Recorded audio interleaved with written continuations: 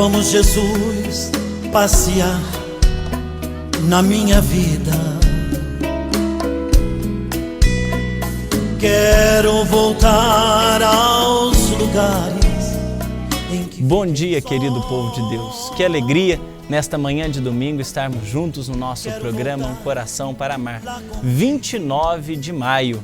O tempo está passando, nosso mês das mães, mês de Maria, está aí chegando no seu término. E hoje é o 9º domingo do tempo comum, após um período de festividades, das solenidades da Páscoa, em que nós celebramos também Pentecostes, a Santíssima Trindade. A igreja retoma neste domingo a caminhada do discípulo, a caminhada do tempo comum, em que somos desafiados a colocarmos em prática tudo aquilo que nós celebramos no período forte do tempo da Páscoa. Para bem iniciarmos o nosso programa, para bem iniciarmos este nosso domingo, nós queremos ouvir o Evangelho do dia de hoje. Em nome do Pai, do Filho e do Espírito Santo. Amém. O Evangelho de São Lucas, capítulo 7, versículos de 1 a 10. Quando terminou de falar todas essas coisas ao povo que o escutava, Jesus entrou em Cafarnaum.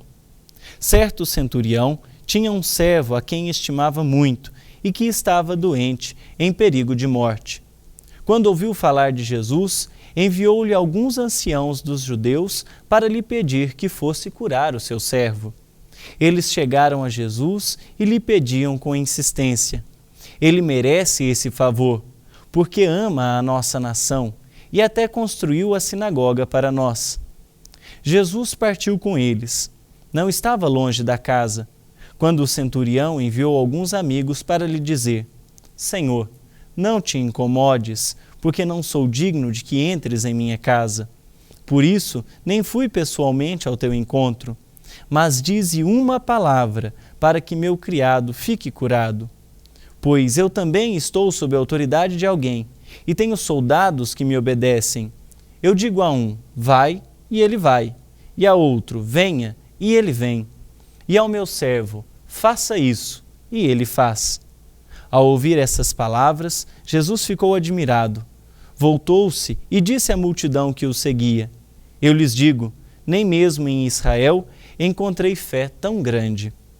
Os que tinham sido enviados voltaram para casa e encontraram o servo curado. Palavra da salvação. Glória a vós, Senhor. Querido povo de Deus, o Evangelho deste domingo nos ensina algo muito bonito. O nosso Deus é um Deus de todos os povos. O nosso Deus não está restrito a uma nação específica, a um gueto de pessoas.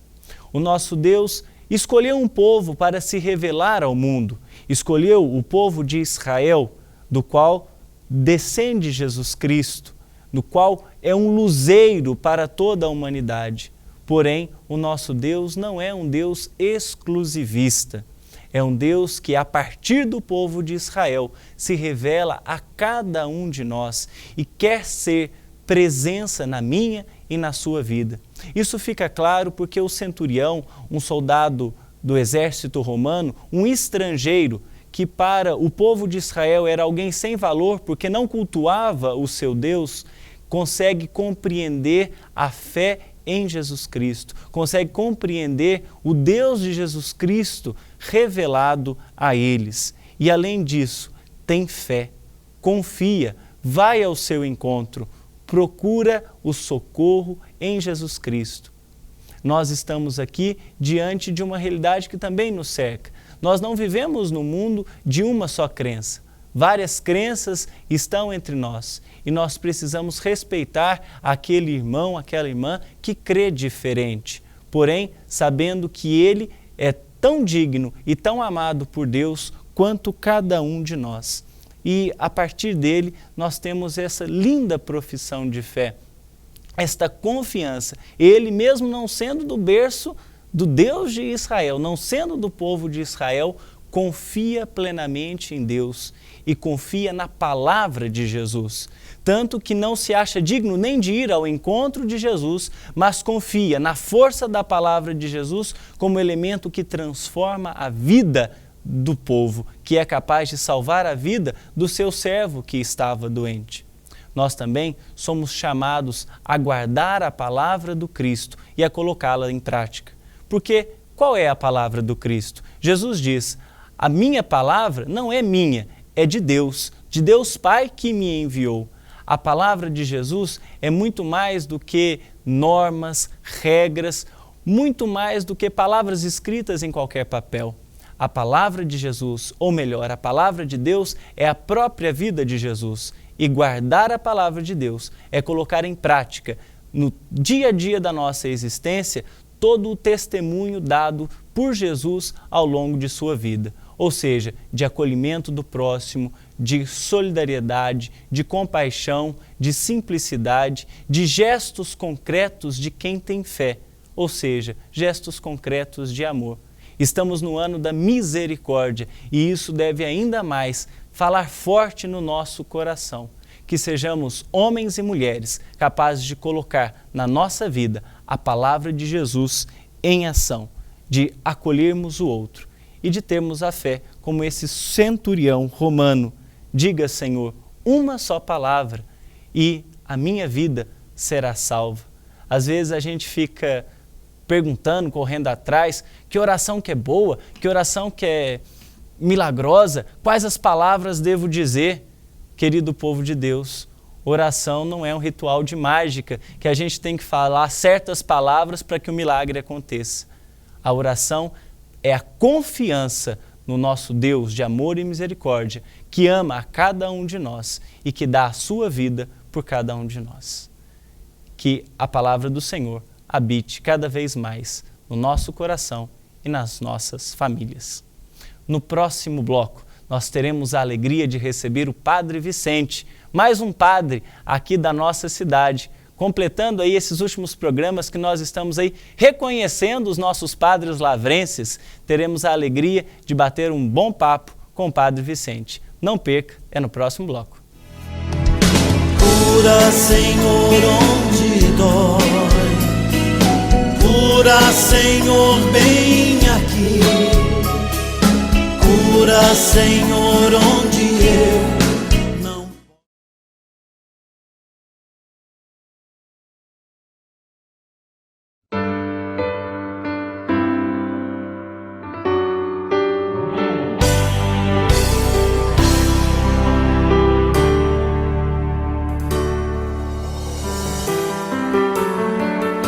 Bem-vindo, querido povo de Deus, para esse nosso segundo bloco, agora recebendo o Padre Vicente. Muito bem-vindo, Padre Vicente, ao nosso programa Um Coração para Amar. Eu que agradeço, Frater Hans, de modo todo especial. Quero abraçar a minha querida cidade de Lavras, que alegria poder estar aqui e falando assim para esse povo que me viu crescer e que mora no meu coração, porque a gente vai para tudo quanto é lugar, mas Lavras vai com a gente, né? Isso não tem jeito. Então, Deus abençoe você que nos acompanha e é uma alegria estar aqui nessa cidade que me viu crescer, que me abraçou, que a minha família está aí presente. Então eu me sinto realmente em casa, isso é o mais importante. Nós estamos, Padre Vicente, nesses últimos 3 programas, né, esse terceiro programa, fazendo aí uma recordação dos nossos padres lavrenses que estão aí passando pela nossa cidade. Nós tivemos o Padre Arnaldo, o Padre Edson e agora essa graça de recebê-lo aqui no nosso programa. Por isso, o senhor que é filho desta terra e que já há tanto tempo está longe, né, trabalhando fora aqui da terra dos ipês e das escolas, eu pediria que o senhor se apresentasse novamente. Quem é o Padre Vicente? Um pouco aí da família, da vocação. Isso é uma boa pergunta, porque nem todos têm a graça de trabalhar na sua própria terra, né, Frater Hans? É muito verdade. Então, eu fui para o seminário aos 17 anos, isso já faz algum tempo, e não tive a graça também de começar aqui no seminário de Lavras, como era um desejo que eu trazia no coração, já assim adolescente, mas mais por conta da minha mãe, hoje eu posso falar isso sem que ela fique muito brava, mas por conta da minha mãe, eu não pude entrar no seminário de Lavras. Meu pai até apoiava, e eu sou de uma família que nasceu ali no alto da igrejinha, hoje paróquia Nossa Senhora Aparecida, e a minha família revezava participando ou da Nossa Senhora Aparecida, ou então ali da comunidade São José, operário ali com as irmãs auxiliares de Nossa Senhora da Piedade, ali junto às irmãs auxiliares de Nossa Senhora da Piedade, que para quem eu tenho um carinho enorme, eu fiz a minha primeira comunhão com o querido Padre Herculano, né, que na época trabalhava aqui na cidade, que é conhecido de tantos aqui na nossa cidade de Lavras. E ali eu fiz a minha catequese, participei boa parte da minha formação. E aí depois, aos 17 anos, eu fiz Emaús. Fiz Emaús, como tantos jovens aqui em Lavras, muito ligado ao movimento que acompanhava o nosso querido e saudoso Padre Israel. E ali no Emaús, eu decidi ir para o seminário. Vamos dizer assim, fechou-se um ciclo vocacional e eu não conseguia mais não responder a esse chamado. E aí, com muita insistência em casa, né, porque a minha mãe continuava contra, eu fui falar com os padres. Na época, me lembro como se fosse hoje, Padre Alério Mariotto, era o pároco na época, falei com ele, e aí ele me encaminhou para o Padre Wilson Comandoli. Eu vou citando os nomes e você que está em casa, eu sei que muitos de vocês irão se lembrar, né, desses padres que construíram muito da história da Paróquia Santana.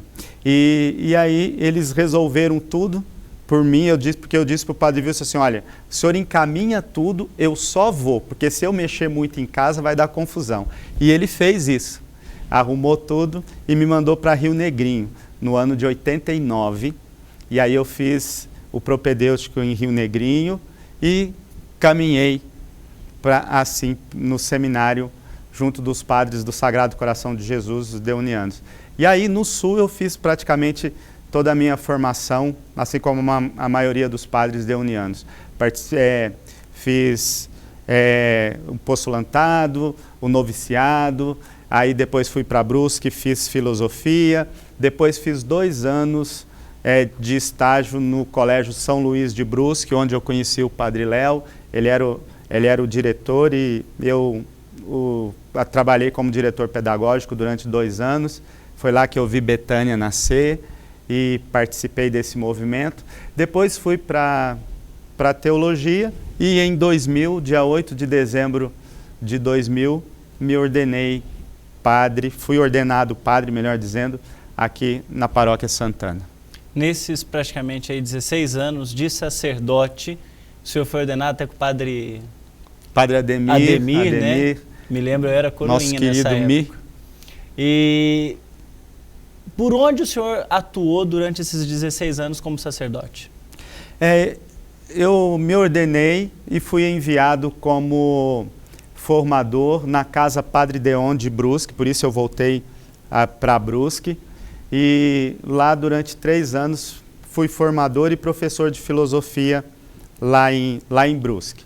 Depois disso, a congregação pediu que eu fosse para a paróquia de Nossa Senhora da Candelária, lá em São Paulo. Foi um período muito feliz, lá na paróquia de Nossa Senhora da Candelária.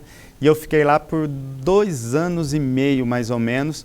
E nesse período eu fiz um pedido ao então provincial, o Padre Paulo Riuse, que era poder fazer uma experiência na comunidade Betânia.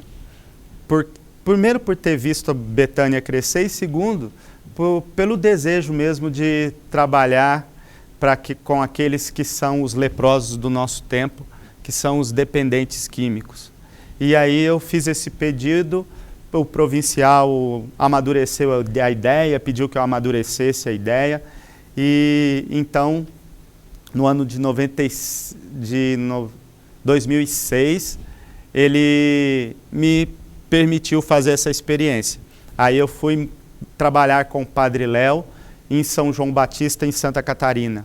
Nesse período, o Padre Léo ficou doente e eu, vindo a falecer em 2007, e eu acabei assim assumindo a comunidade Betânia, onde eu trabalho até hoje, desde essa época, substituindo assim o Padre Léo, né? Não digo substituindo, mas acompanhando um pouco tudo aquilo que o Padre Léo deixou e nos ensinou, que é um legado muito grande, muito bonito. A comunidade Betânia, ela atua no nosso país, em algumas cidades, que daqui a pouco eu pedi para o senhor falar. Ela é bem conhecida por quem acompanha bastante a TV Canção Nova, até pela própria figura do Padre Léo, mas para o nosso povo aqui de Lavras, é um movimento, é uma comunidade que ainda não é bem conhecida. Então eu gostaria que o senhor apresentasse o que é a comunidade Betânia, qual o trabalho da comunidade Betânia. Uma boa questão, Frater Hans, porque nos ajuda a esclarecer bastante coisas. Eu costumo dizer assim, é uma moeda, consequentemente, com duas faces. De um lado, nós temos a comunidade Betânia, que acolhe, em sua maioria, dependentes químicos. O carisma da comunidade Betânia é esse: por amor, acolher a cada um que vem até nós como o próprio Cristo. E baseado nisso, nós acolhemos marginalizados, de modo em geral, pessoas em situação de vulnerabilidade social, mães solteiras em situação de risco, famílias inteiras em situação de vulnerabilidade social e, preferencialmente, dependentes químicos por conta da urgência do nosso tempo. Esse foi o grande grito no coração do Padre Léo para acolher um lugar que pudesse acolher esses leprosos do nosso tempo. Então, a comunidade Betânia faz esse trabalho de acolher esses dependentes químicos. E como faz isso? A outra face da moeda. Através de uma comunidade de vida. Hoje a igreja chama de novas fundações, mas já chamou de novas comunidades, novas fundações. Hoje se fala em novas famílias. Para você que está em casa poder entender bem, basta pensar na Canção Nova, que é a maior nova fundação, a maior nova comunidade do mundo, inclusive, é a Canção Nova hoje. E essa Canção Nova, para vocês entenderem como é a Canção Nova, Betânia também tem lá leigos consagrados, casais consagrados, jovens consagrados, solteiros, rapazes e moças, celibatários consagrados, padres consagrados que doam a sua vida em prol de um carisma, de uma missão. Então hoje nós somos na comunidade Betânia 60 e poucos consagrados de vida e mais 40 e poucos de aliança. Aliança porque quando a gente chama de aliança, como se fosse um segundo elo em torno do carisma, que fica nas suas casas, com o seu trabalho específico, no mundo, vamos dizer assim, e que participam também desse trabalho junto da comunidade Betânia. Então nós somos essa grande família que trabalha para acolher esses filhos e filhas, que é como nós chamamos os nossos acolhidos, e fazemos isso de forma gratuita, graças a Deus, vivendo da providência de Deus, daquilo que recebemos de doação, de generosidade das pessoas. O Padre Léo dizia assim, Frater Hans, nós não temos medo de viver da providência, porque Deus sempre dá. Se não chegou ainda é porque está no bolso de alguém. Então a gente vive confiando nessa certeza, né? E graças a Deus não tem faltado. Hoje somos 8 recantos espalhados pelo Brasil. 8 recantos. Né? 8 recantos. Recanto é o nome que nós damos às células, né, às unidades onde nós acolhemos os nossos filhos. Cada recanto e onde nós moramos também. Os filhos e os consagrados. E os consagrados que cuidam desses filhos, como pais e mães. Os recantos têm se ampliado, né? O trabalho tem crescido ao longo dos anos, né? Tem, por várias razões. Uma, e a principal delas, por conta das vocações. Graças a Deus, as vocações têm chegado. Hoje, uma das áreas, vamos dizer assim, que mais eu sou chamado a atuar é no acompanhamento e na formação desses novos consagrados, que são voluntários, que doam a sua vida querendo radicalizar o seu batismo, radicalizar a vivência do Evangelho, como consagrados mesmo, fazendo votos de pobreza, castidade, obediência, e nós fazemos um quarto voto, que é acolhimento. Aliás, é até meio impróprio chamar de votos, porque a igreja pede que nós chamemos de promessas, né, para diferenciar um pouco da vida religiosa, como nós conhecemos as congregações masculinas e femininas. Betânia, ela nasce nós cremos, de um desejo do Espírito Santo suscitado no coração do Padre Léo, que é uma figura central do carisma de Betânia e da fundação. O senhor teve a graça de conviver com o Léo em 2 oportunidades muito próximas, né? Uma no tirocínio, trabalhando junto com ele, vendo nascer a comunidade Betânia, e depois o senhor acompanhou os últimos dias, né, os últimos tempos do Padre Léo entre nós, até o falecimento do Padre Léo, e aí o senhor tocou o trabalho de Betânia junto com os consagrados. Eu queria que o senhor falasse para nós, quem é o Padre Léo? Quem foi o Padre Léo? É uma pergunta fácil, mas ao mesmo tempo difícil para eu responder, porque o Léo tem uma dimensão para mim muito pessoal. Porque assim, eu conheci o Padre Léo ainda como... ele nem era padre ainda. E o povo de Lavras vai se lembrar, e eu vou explicar por quê. O Léo era amicíssimo do diácono Ciríaco. O diácono Ciríaco, para quem não se lembra, era um filho de Lavras que, faltando alguns meses para se ordenar padre, faleceu no orfanato São Judas, no Santuário São Judas em São Paulo, de um ataque fulminante do coração, e faleceu há poucos meses do sacerdócio. E ele era da turma do Padre Léo, eles eram muito amigos, muito amigos. E o Ciríaco, uma vez trouxe, e o Ciríaco, o diácono Ciríaco, era padrinho do meu irmão, o Evandro. E essa proximidade trouxe certa vez o Padre Léo na minha casa.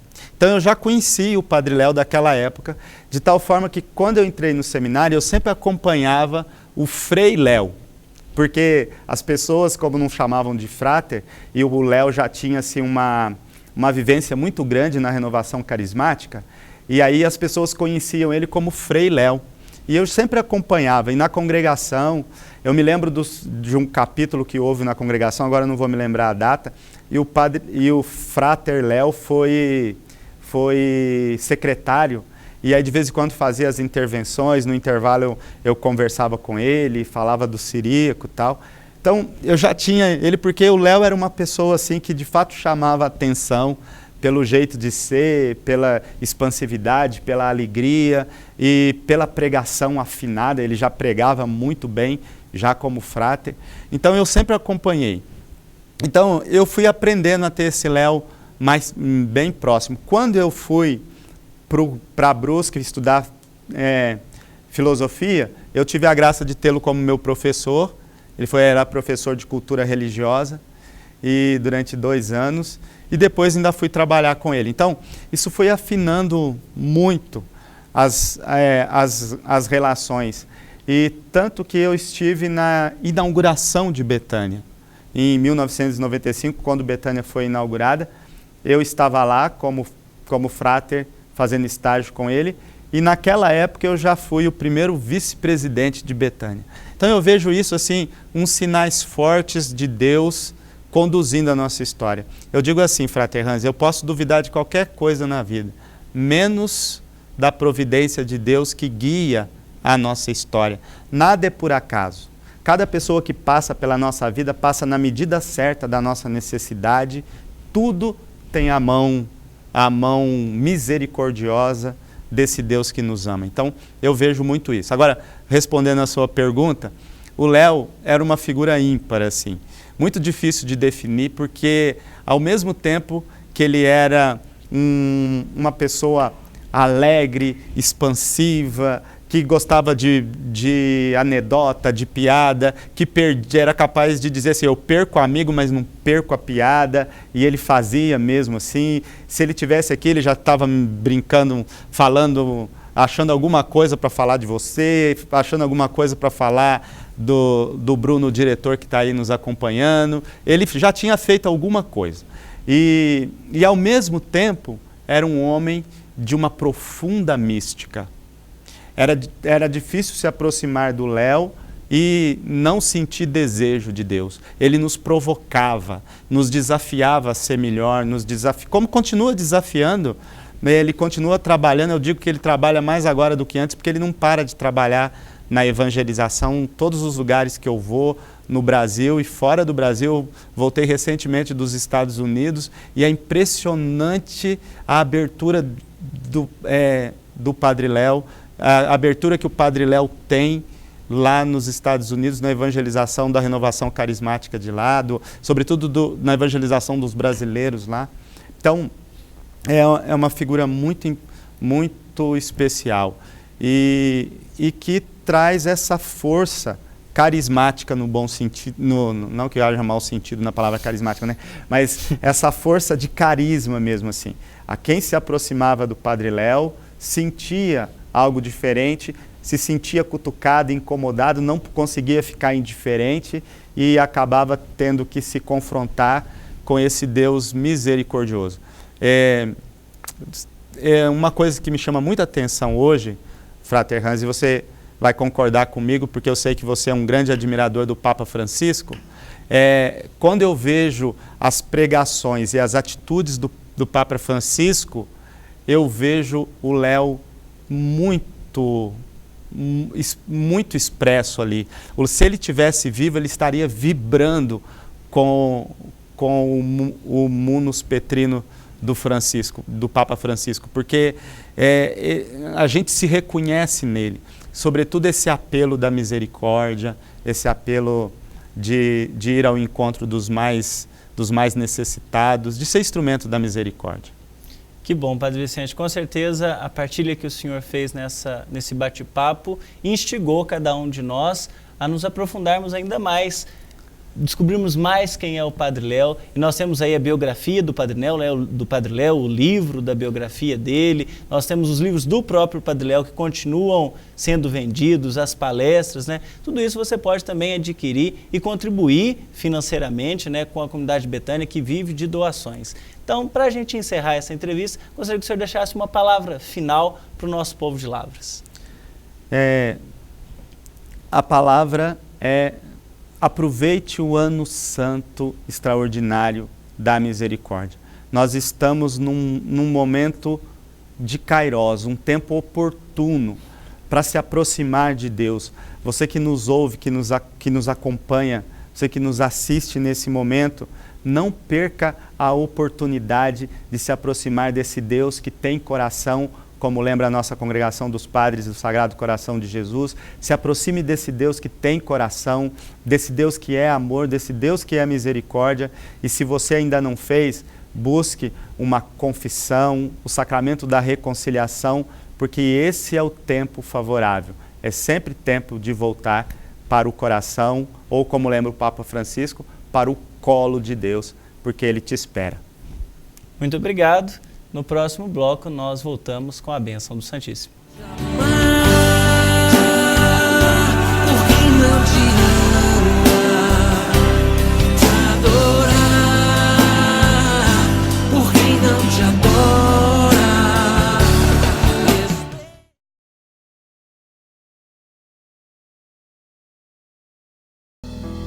Se tu inflamas o meu coração, se tu somente Nosso Senhor e nosso Deus, nós te adoramos e te bendizemos na presença viva e real, no milagre da Eucaristia. E te pedimos que abençoeis nossas casas, nossas famílias, que todos aqueles que nos acompanham possam ser tocados por essa presença e acreditem no milagre, porque a nossa fé nos diz que tu chegas onde nós não podemos chegar, tu vais onde nós não podemos ir, alcanças o que nós não podemos alcançar. E nós cremos. E por isso te pedimos, nos abençoe no Santíssimo Sacramento do altar.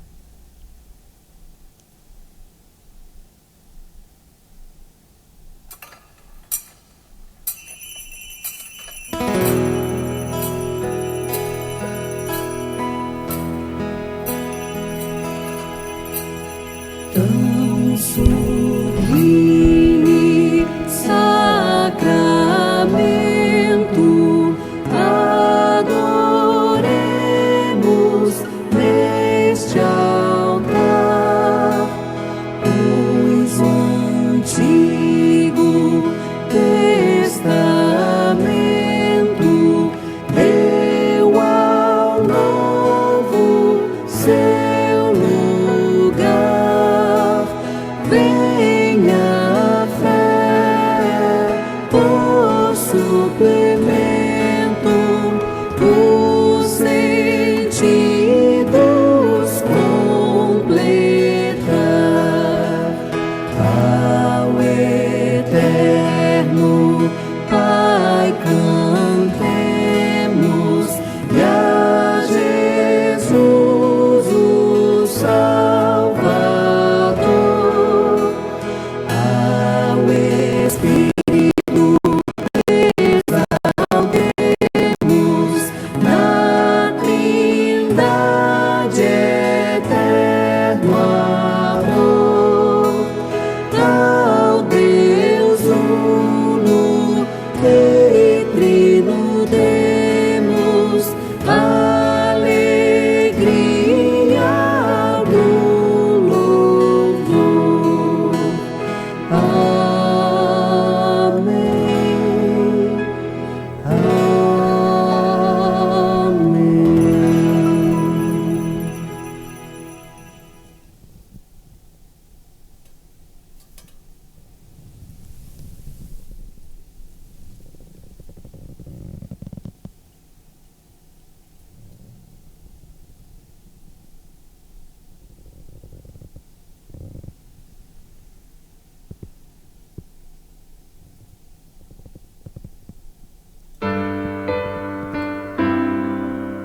Querido povo de Deus, muito obrigado pela sua companhia no programa de hoje e nós aguardamos você no próximo domingo no programa Um Coração para Amar. Uma boa semana! Jamais